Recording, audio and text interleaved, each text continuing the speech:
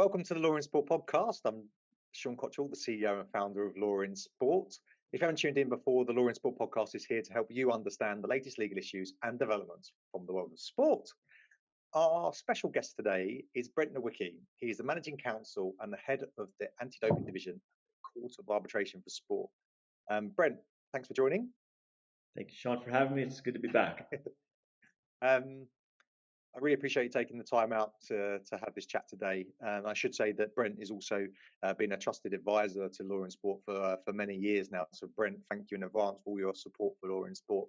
I really appreciate it. I wanted to chat with you because we've got this new anti-doping division at the Court of Arbitration for Sport, and I feel that it hasn't received as much coverage, let's say, from us in particular, but also from other publications. So I wondered if you could explain, firstly, about your role as Managing Counsel and Head of the division, and then talk about how the division was set up, what the history was, and then we can get into some of the more nuanced parts of it. Sure, thanks, Sean. I actually, if I could just maybe switch those, maybe I'll sort of walk us through sort of how we got to where we are today, and then I guess maybe weave in at that point my involvement in the process, which brings us to today. I think maybe easier to kind of take us through stepwise and put it in perspective. So let's see. So we date back to just prior to the Rio Games, when there was this program being rolled out by the IOC, Agenda 2020. And the Agenda 2020 had a whole laundry list of initiatives that the IOC and best practices that the IOC was instilling on its membership and the sports community as a whole to sort of create sort of a betterment of sports at every level, targets, measurements. And one of the points in Agenda 2020 was this call for the independence for results management, be it collection of samples, testing of samples, and also within that, the adjudication of the positive tests that arose from the samples that were being collected. Because prior to this time, it was virtually the norm that either the federations themselves or through third parties connected with the federation would collect the samples, test the samples, report the samples, and then they would internally adjudicate the sample, and it was all quite incestual. Yeah, and we've seen that being a problem in anti-doping particularly over the last few years. Yeah. So with this call out for all these new measurements to take place, there was a request that the CAS act as a independent adjudicatory body for the IOC as it concerned testing of samples or positive samples resulting during the Rio Games. So we kind of come into existence right around this time, and there we are, born at the Rio Games on an ad hoc basis. We are there solely to replace the role of the Medical Science and Games Group of the IOC, who previously had adjudicated the positive samples arising out of games. So the IOC was essentially putting its money where its mouth was, saying, we're going to lead the charge on this idea of independent adjudication, and we want you, CAS, to set up this anti-doping division or unit which can take these independent decisions for game samples. And that's what we did. Now, we reflected on our work, and it was a lot of, I think the idea of gaining independence was met, but there was a lot of duplicated work, and we found ourselves holding multiple hearings and passing the dossier between the Federation and the IOC and the CAS, and it was just kind of muddy. So after the games, we reflected a little bit about how we could improve and how we could become more efficient and more independent and provide our services to the other IFs at the games. And so when we get to Pyeongchang, we meet with the IFs and say, look, what we would like to do is we would like to have you delegate to the ADD your responsibilities as they concern games-related results, positive results. So what we would like to do is we would get the file from the IOC for purposes of adjudicating the violations arising out of the games, but we'd also like you to delegate to us the responsibility to adjudicate the sanctions, the resulting sanctions from the violations. Because what was happening in Rio is that we were assessing a violation of an athlete as it related to the games. Then the athlete was leaving the games, but was essentially free to compete because he or she had not been sanctioned yet by the International Federation.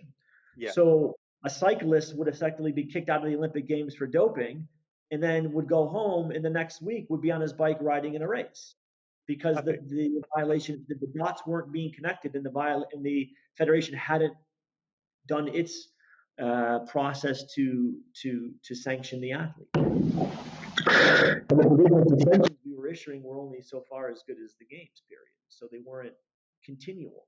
So we met with the IFs, as I said, and we said, look, we have this gap, this problem. So if you can delegate this responsibility to us, we can ensure that when our panel decides the violation, they can, in essence, decide the sanction as well.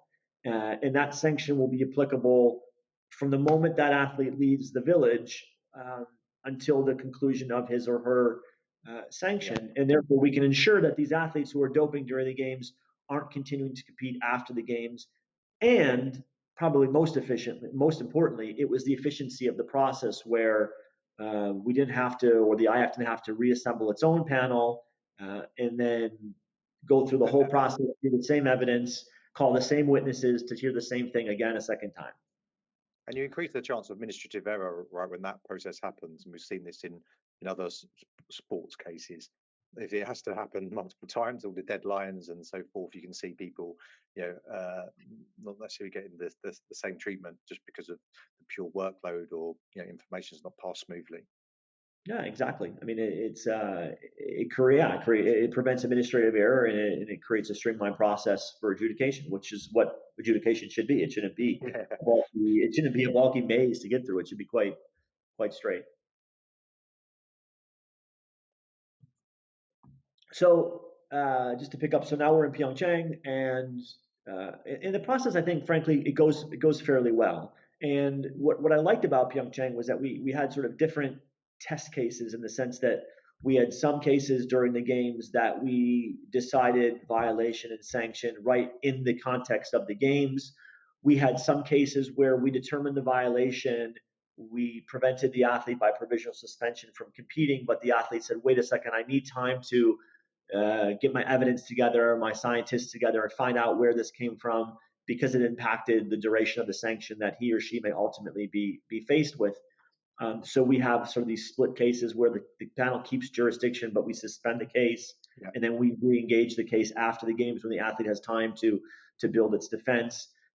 So we saw which is really important.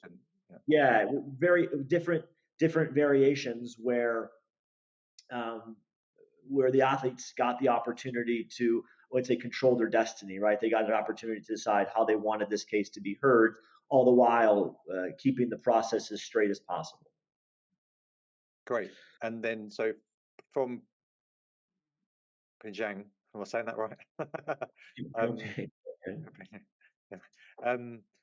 From there, then what happened? So again, we regrouped after Pyeongchang, and I think that there was further discussions with the IFs where they said, look, this process actually works. It alleviates something that we don't necessarily need to be in the business of, which is adjudication. UCAS have the infrastructure, the elements, the arbitrators, the personnel to do this. Why don't we look at doing this on a permanent basis where for 365 days of a year and for all periods outside of the games, CAS can take care of the adjudication aspects of our anti-doping results management requirements. I don't need to get into them here, but as everyone probably knows, there are certain results management requirements of the World Anti-Doping Code as it concerns the signatories to the code.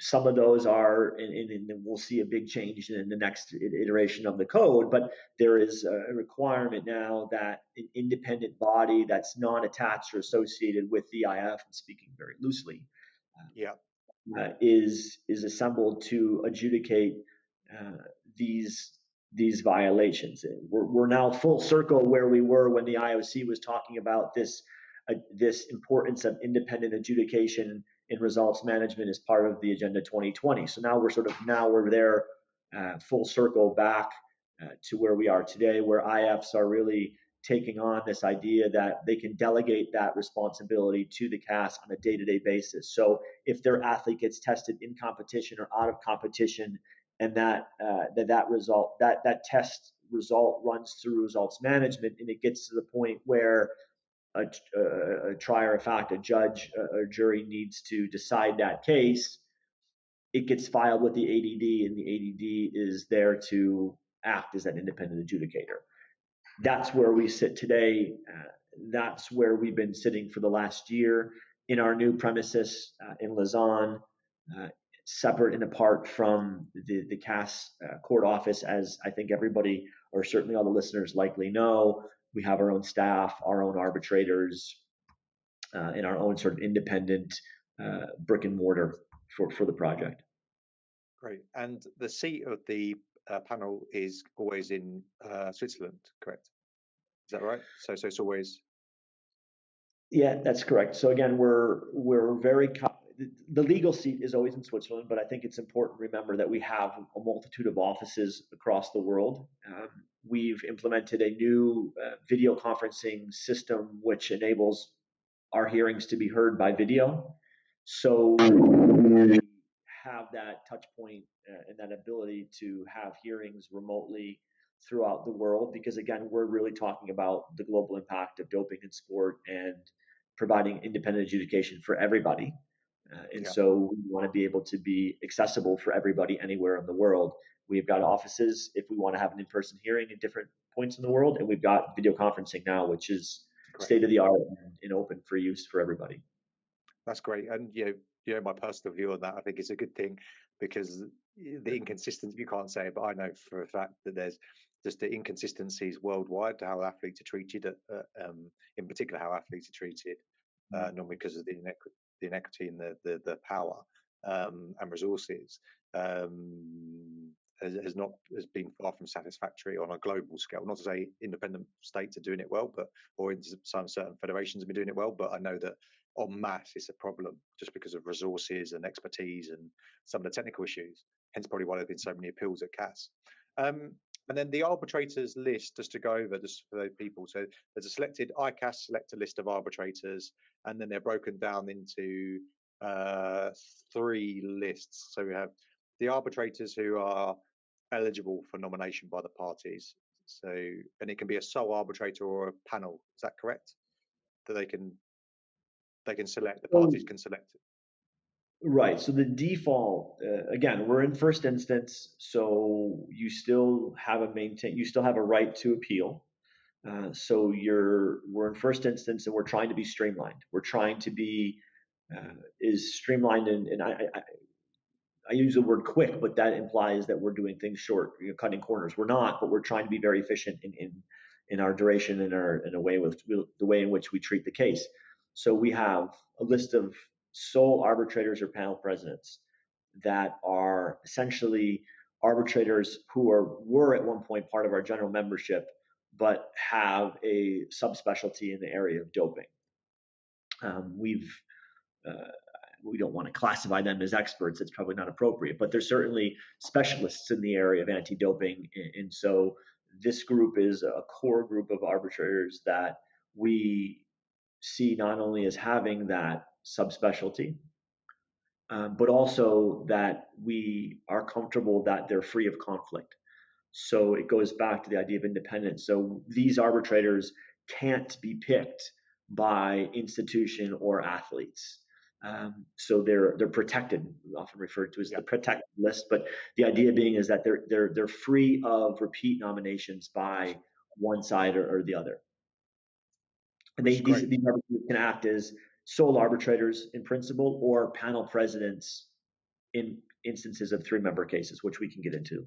And then there's just the other set. We'll come on to that next after this point. And then there's just I did an interview with Jonathan Taylor. So if those are interested in sort of wider compliance issues, they can listen to the podcast or read it on LawInSport. But then there's another list that are dealing with wider non-compliance issues, which is kind of a new area that I said John does a great job on, who's the chair of the compliance committee for WADA. So if you're interested in that, you can go to that, and I can put a link in so you can check that out. And then so let's talk about this. So you've got the first instance hearing, and then am I right that the parties can select a 3-person panel, and that can be the sole arbitration with no right to appeal?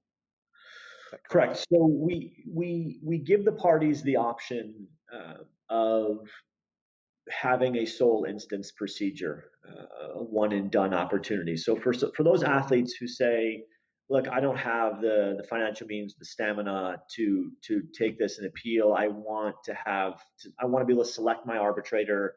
I'll go back to the word quick. I don't want a quick hearing. I want to move this through every corner that I have to. And in doing so, I'm willing to waive my right of appeal. The rules provide for the parties to opt into a 3-member panel, which essentially replaces the first instance aspects of the procedure and makes it a sole or single instance procedure. Now, this is something that, again, the parties have to opt into because they have a right of appeal. So they're expressly waiving that right, save for a right to appeal to the Swiss Federal Tribunal. They're waiving their right to go to the CAS Appeals Arbitration Division. They do that voluntarily. But also, I think it's important to remind everybody that this right is one that is really derived from the World Anti-Doping Code, because in the code, parties can agree to bypass first instance and go to the CAS Appeals Division as its sort of sole or final instance. So this is just more a sort of reiteration of that rule in the code, which enables the parties to continue that route if they so choose. Yeah, and on the face of it, it seems that seems like a good option for some people, particularly if they, as you said, they need to be very thorough, and they're advised they should be in these cases anyway. But if they're going to be very thorough, and I know that there's always some concern that maybe they've won at the first instance and then have to go through it all again at appeal, and that can be incredibly costly. So it seems to make sense. As long as always, the caveat that you've always got good lawyers to advise you, so you don't mess it up, which is always another is one of the problems I think in this sort of specialist area of anti-doping, is that there are different levels. It's so technical now. There are so many let's say people with certain levels of experience and so many nuances to it that it's always a risk for different athletes over the world. They might hire a criminal lawyer, for example, who's got no experience in anti-doping, and then it's 50-50, right, whether or not they're going to do a good job or not, because it depends on how bright they are or the resources they've got available to them. So anyway, but I think that's I'm saying stuff that you can't say. No, I mean, Sean, it's something I think about. I mean, I think if I'm forecasting down the road and we do our job, the chance of success on appeal should be quite limited. Why? Because we think we've put in place a very strong group of arbitrators who, legally are going to get it right. I mean, a lot of the appeals that we see, a lot of the appeals that WADA brings are because first instance tribunals just got it wrong. Why did they get it wrong? Because they're not generally specialists in the area of anti-doping. They're the next up warmest body in, can you do this case? Sure. They're not paid arbitrators, they're volunteers, and they don't stay up to date or current on the trends, the jurisprudence, the law, the issues. So a lot of times they're maybe ruling in equity, which isn't really it's not a legal basis to decide a case in a doping anyway. So a lot of that work, WADA has to appeal those cases. The athlete who thinks he or she can compete now has found themselves back in litigation, found themselves provisionally suspended, losing results that they've earned and trained for, just because sometimes the first instance panel just got it legally wrong.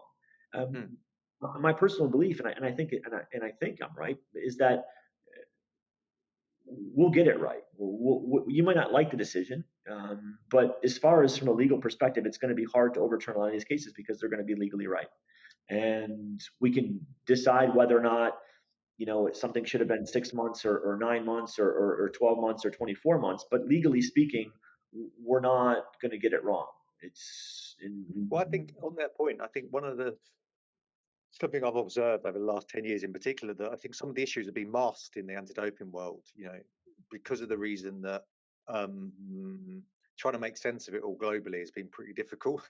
Because of the inconsistent approaches, how people are appointed to panels at domestic level or international federation level, because of it evolved so quickly, so rapidly, becoming much more technical than it was when it first started out.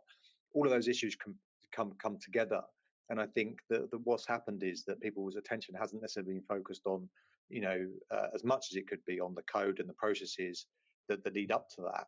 They're refocusing on the cases that are coming forward, and obviously they're important.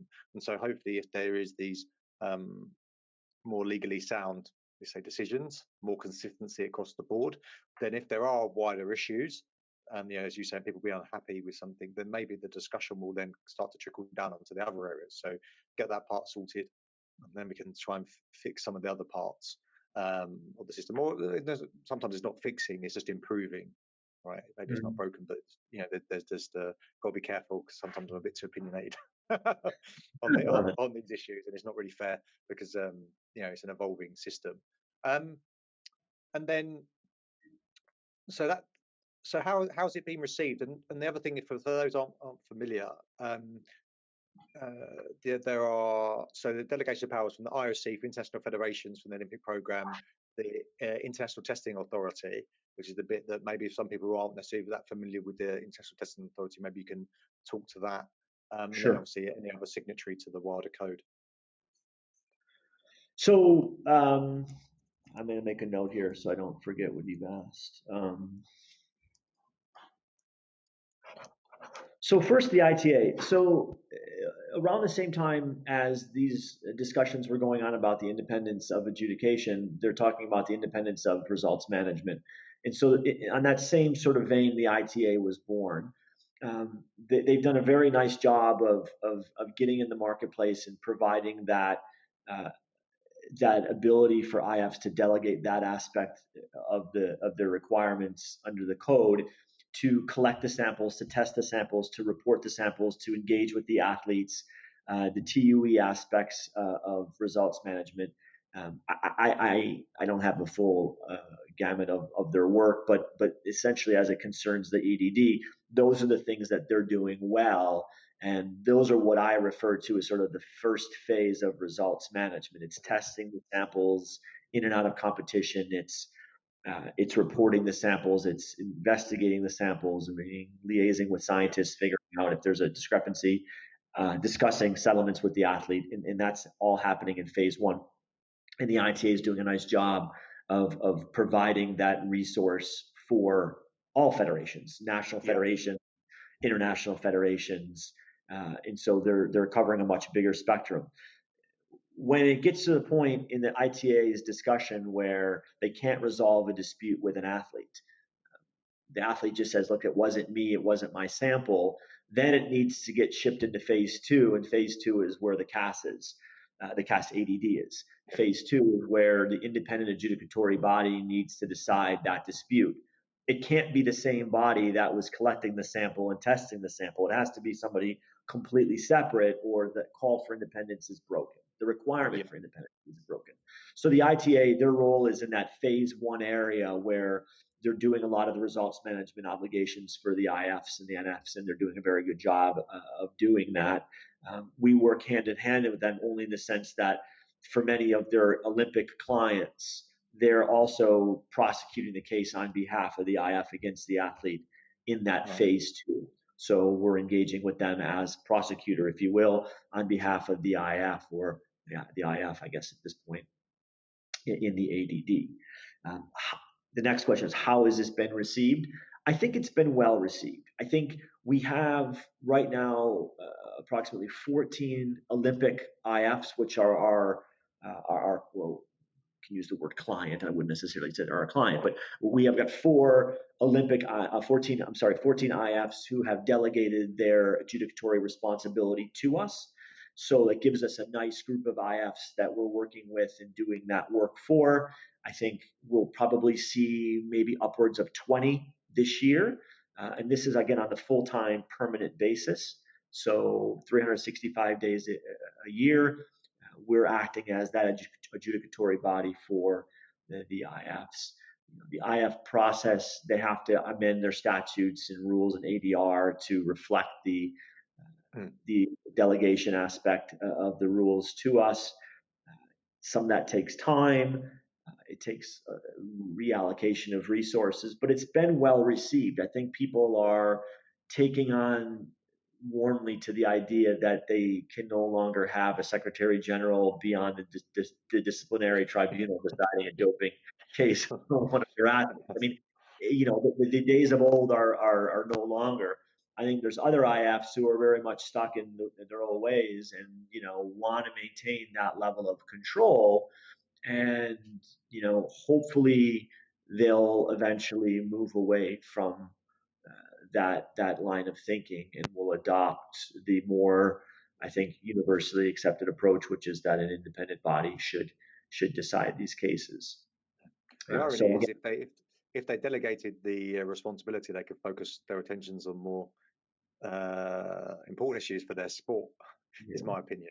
Anyway, right? This is someone who runs a business. You want to delegate, or any organization, right? You want to delegate the stuff that you don't have to do, and if you don't have to do it, it's probably better that you delegate it. Particularly when not only that, it's better if you have the independence. Right? It's much better. Well, I can bring you along with me in the next pitch, and you can just I just sit back and talk to my agent. I mean, no, that's exactly right. I mean, this is not a business that federation should be in. It shouldn't be in it for so many reasons.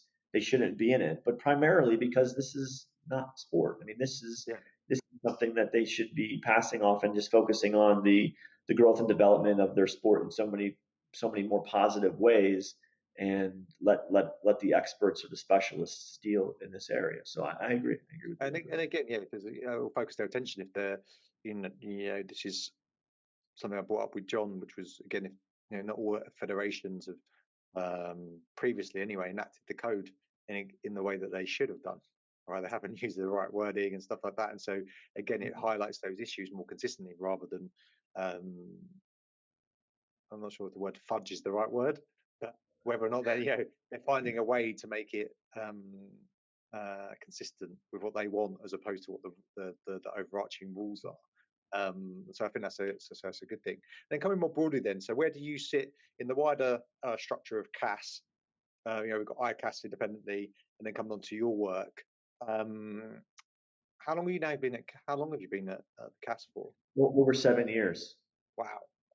That's where I keep worrying, because where does the time go? That's crazy. 7 years. And so when you started at CAS, what were you doing? Right, I mean, the job title was as such. I know what you were doing, but maybe for others who are listening. Yeah, no, sure. I mean, just so from a hierarchy perspective, we have an ICAS.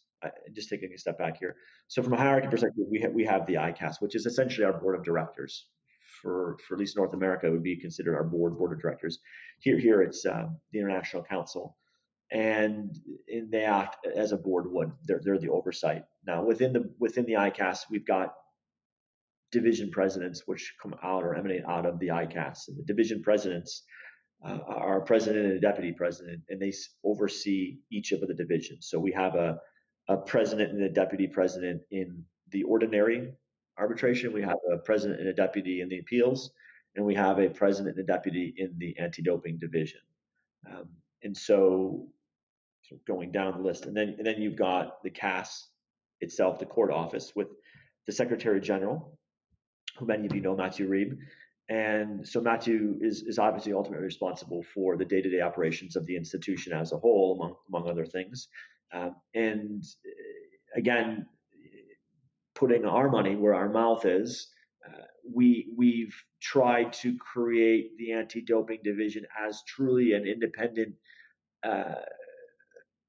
an independent division of the institution. So the interaction between the anti-doping division and the appeals division is very limited. It's only based on necessity. And the reason is because we want to create that wall between the institutions to show our independence and to do exactly what we're telling IFs to do, which is get that decision-making power away from those associated to the case. And because our cases are appealable to the appeals division, I've been tasked with running the division or heading the division so that I'm basically overseeing the day-to-day operations of that division. And so the Secretary General doesn't necessarily engage himself in the day-to-day operations of the anti-doping division because he's overseeing the day-to-day operations in the appeals division. And because they essentially kind of interlock at one point, we want to make sure that there's two heads of each division making decisions in each division independent of the other. And that, again, that's part of our response to the call for independence. And we thought, or the ICAS thought, it was important that we broke up the responsibilities between the Secretary General and myself as the managing counsel of the division, so that we don't have overlap. And so when you came in though to the organisation, you came in as a counsel, correct? I did, right? Yeah. So how does that? Can you talk about that evolution? Just because I know that a lot of people will be very interested in this because being an American, it was kind of unusual, I guess. You're bold, right? Yeah, a bit bold to go to Switzerland. So maybe you can give an insight into that. I know we're going to run short of time soon, but maybe we just quickly cover that. So again, if we trace the hierarchy, we get to the court office. Prior to the ADD, the court office was essentially made up of counsels. So lawyers who were, acted in sort of an administrative capacity, guidance, sort of akin to a law clerk, to a judge perhaps. But we had sort of multiple facets to our job as quote unquote counsel to the CAS and to the panels. As I did that for a number of years, and it was instrumental in the development of the creation of the division on an ad hoc basis in Rio, and then again in Pyeongchang, and obviously in concert with the ICAS and the IFs and the IOC in developing the permanent division. I've then been tasked now to move over into sort of an administrative role, more sort of administrative executive style role as the head of the division. So my actual day-to-day role as a counsel per se is becoming less and less. Of course, I still, based on the sheer volume of cases, have a role in that process as counsel to panels. How have you found the shift? So before you're again, those people who are not necessarily familiar with the lawyers working at CAS, obviously you're helping with making sure the evidence is provided for, the arbitrators have all the cases and all the other information they need, that the communications between the parties is running. So you're doing all that type of stuff. How was that? Exactly. How was that? How have you found the shift? I presume you're enjoying it, but are you enjoying it? Like, is it? Yeah, no, it's great. I mean, again, for those who don't know, and the role of counsel is unique. I think we're the only arbitral institution in the world that staffs a panel or staffs a procedure with a counsel. Our role is everything from receiving and turning around correspondence to the parties, issuing instructions on behalf of the division presidents or the panel. It's walking hand in hand with the panels. Providing them with jurisprudence, providing them with insight into cases, other cases we do. One of the big aspects of the CAS is harmonization of our principles in jurisprudence. We want it very clear in the law what happens if you do X, Y, or Z. The same as in doping. What happens if you take this substance? We want our jurisprudence to be very clear. And so the role of counsel in many respects is to advise panels of what that line of thinking is, and provide them with the tools necessary to take the proper decision, so that they're not just ruling in equity, as I mentioned before. They're actually ruling based on law and in jurisprudence perspectives. So the role of counsel, again, it's really multiple faceted. We draft awards sometimes. We're engaged in the editing process of awards. We're involved in a lot of consultation with the panel along the way. And so now I do maybe less of that and more interactions with IFs, making sure that their rules are compliant with the World Anti-Doping Code, in the sense that there's a clear line between their delegation and what we're doing. It's addressing questions on the delegation. It's meeting with IFs and explaining the process, explaining the requirements under the new standards for results management that are coming down, and how we can help them fulfill their obligations and what services we can provide. It's later on today, working through questions about the process of anti-doping and how procedures work for federations. So I like that. It's a good transition for me. I mean, like everybody else in the world, I mean, your career must evolve. It must take on new aspects and new challenges. And this has been a challenge that was given to me by the ICAS that I warmly received, and I've had a lot of fun with it. I mean, it's awesome. Been a great way to transition not only to Europe, and then sort of build something from scratch that I believe really services the community and is really a need. I could keep going on, but I won't. But I do truly believe that we provide a really good service for people that's really needed. Well, I know we've been friends for a long time now, and I know that was your motivation. One of your motivations for coming over, right, was to have a positive impact and improve standards and increase your knowledge base, and particularly on the international arena, coming from a US sports perspective. And then and it's an interesting fact for those people who don't know, is that you're an international lacrosse player as well, which I should have mentioned in the introduction. So you, yeah. Jeez, I guess I can't deny it. I am. It wouldn't appear by the look that I am, but I am. When I moved here, it was the one way I had to connect with people and become more assimilated with the culture and meet friends. And so I started actually just thinking I would coach. And so I jumped on coaching the national team and the national program for 2 World Cups, and stayed on sort of an advisory role for Swiss lacrosse. And when I turned 40, I decided that I had one more run in me, and did miss the locker room from an athlete's perspective. So I committed myself to training and made the national team and competed for Switzerland in the last World Championships this past year, and have, although verbally said I would retire after this, I'm not sure whether I will or won't. But no, it's really been nice to be welcomed by my new adopted country and my teammates. Yeah. Do you know what's awesome about that story is that we're talking somewhat objectively about anti-doping and talking about the administration of sport, but it's nice when people get to hear about the fact that even though we talk about these issues, there's other things going on in the background. We're actually the reason why people love sport so much is and I just did a podcast with Simon Rowe from SOAS, professor on sports diplomacy at SOAS, about this very issue, about the social impact of sport. And it's nice to know that even as a lawyer, even in a sports administrative function, right, you still get value from participating in sport from a community aspect. It's quite a nice thing, I think, for people to hear, because as you know as well as I do, in this sector, people think, how can I advance my career? How can I do these things? Sometimes they separate sort of real life from developing a career or in sports law, or developing a client base. And the reality is that the two are so interlinked that you need to do both. So that's a lovely story, I think, to finish on. Well, I'll add this, Sean. Now, because I'm subject to the World Anti-Doping Code as an athlete, I have to be very careful about what I speak and know. So I'm living what I'm speaking. So that's true, actually. Yeah, I didn't even think about that. Yeah, it's true. Of course. Yeah, I scored 10 on the WADA testing platform at the World Championships, just so you know. Oh, great. Oh, well done. There you go. I'm glad, because that's the competitor in you, right? Exactly.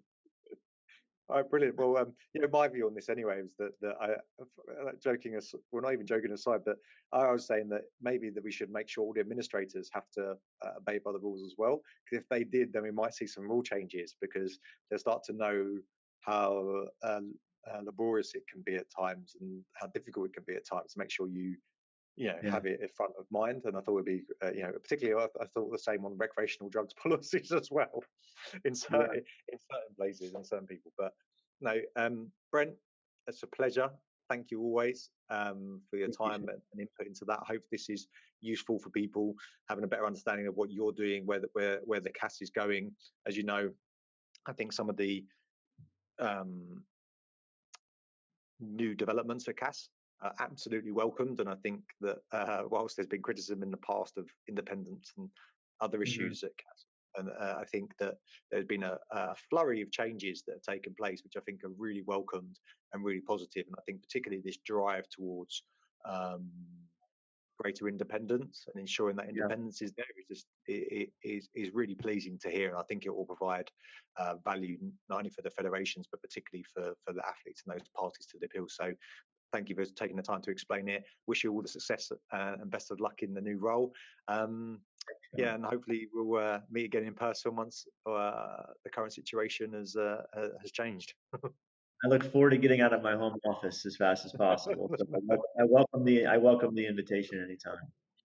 Brilliant. Thanks, Brent. Thanks, Sean. Take care. Bye.